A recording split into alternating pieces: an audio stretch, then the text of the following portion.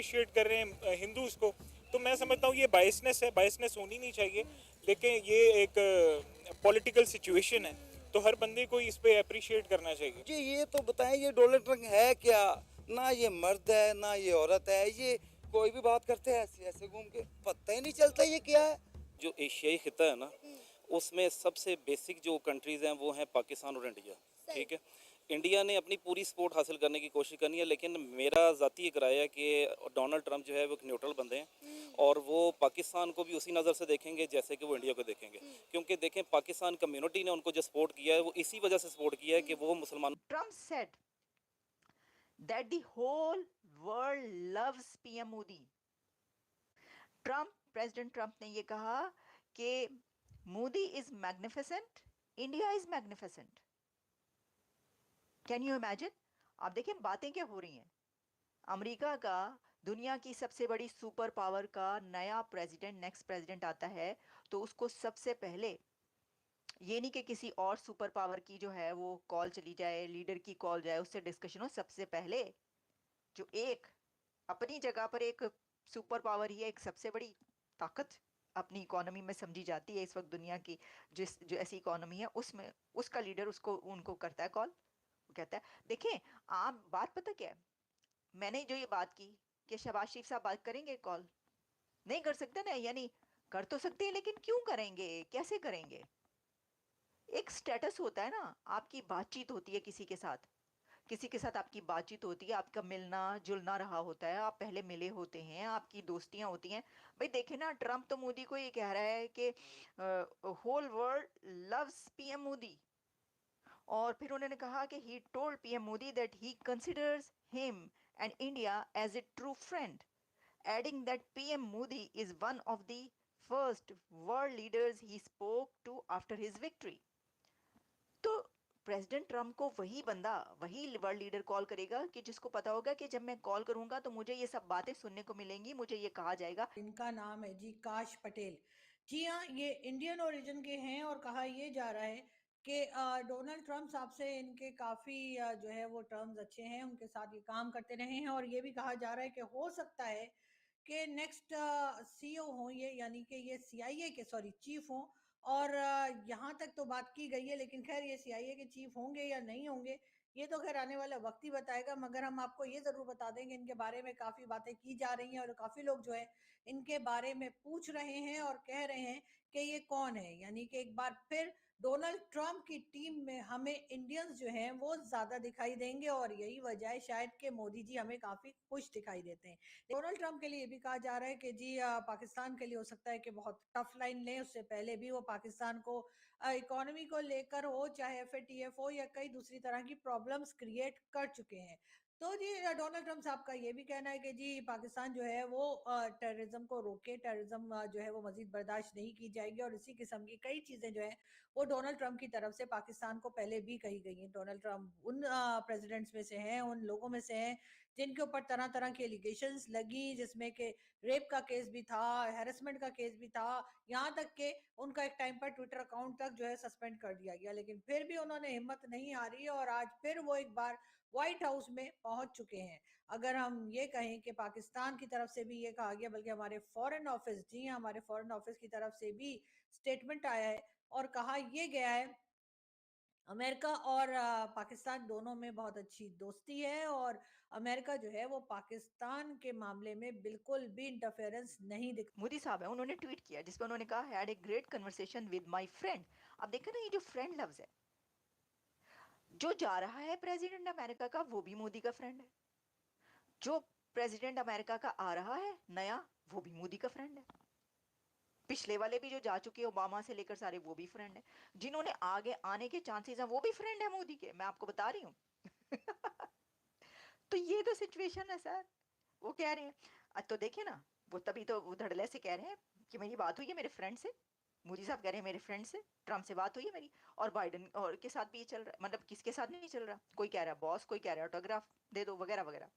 अच्छा, had a great conversation with my friend president real Donald Trump, जो उनकी tweet है उसके ऊपर congratulating him on his spectacular victory, looking forward to working closely together once again to further strengthen India US relations across technology, defense, energy, space and several other sectors.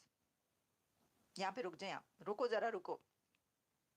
यहाँ पे मैं आपको रुकने के लिए इसलिए कह रही हूँ कि उन्होंने बात क्या की है, उन्होंने क्यों किया कॉल।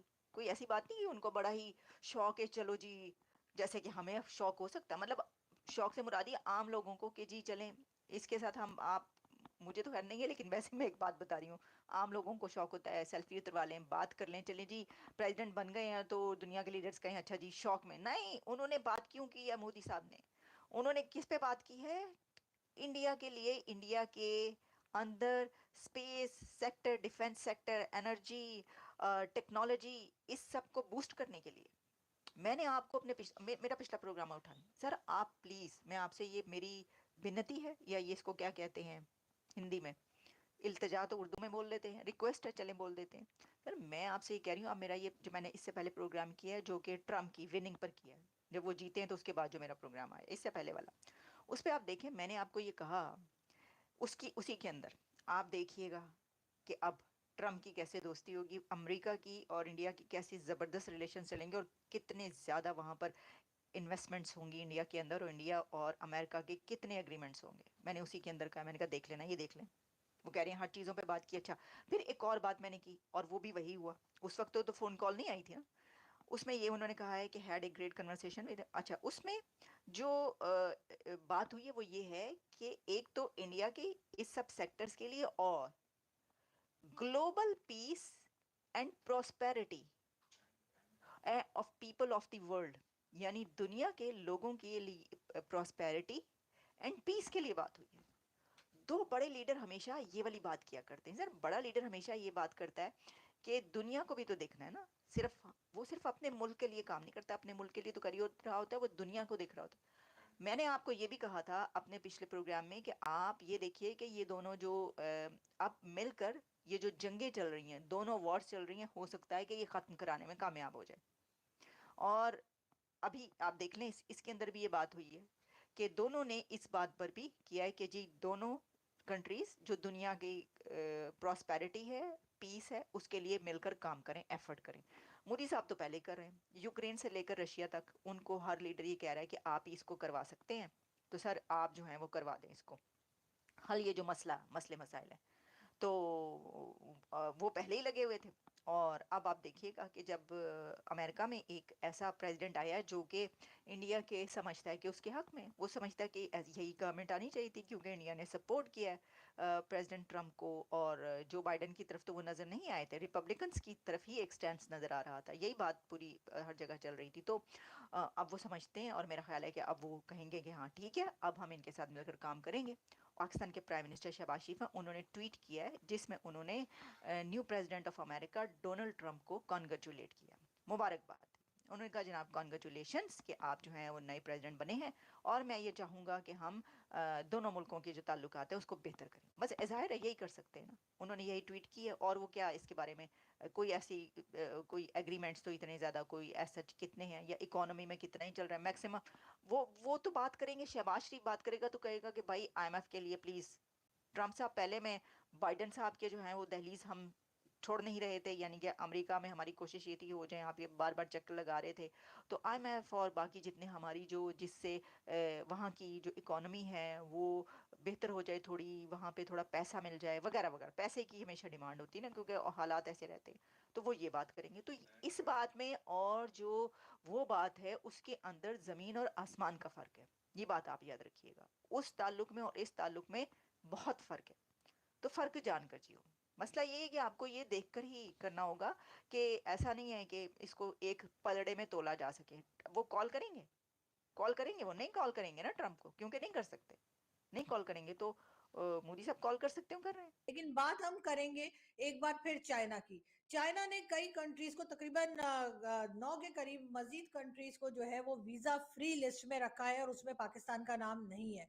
पाकिस्तान के लोग बहुत परेशान है कि जी पाकिस्तान का नाम क्यों नहीं है।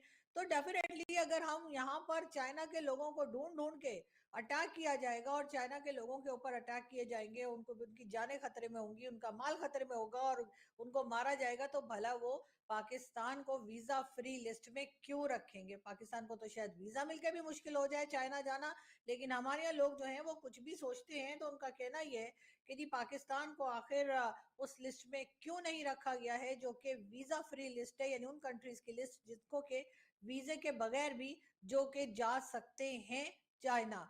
लेकिन खैर हमारे लोग थोड़े इमोशनल किस्म के हैं, तो हम इसलिए इस किस्म की बातें करते रहते हैं और शायद यही वजह है कि हमें कोई भी जो है वो सीरियस नहीं ले रहा है।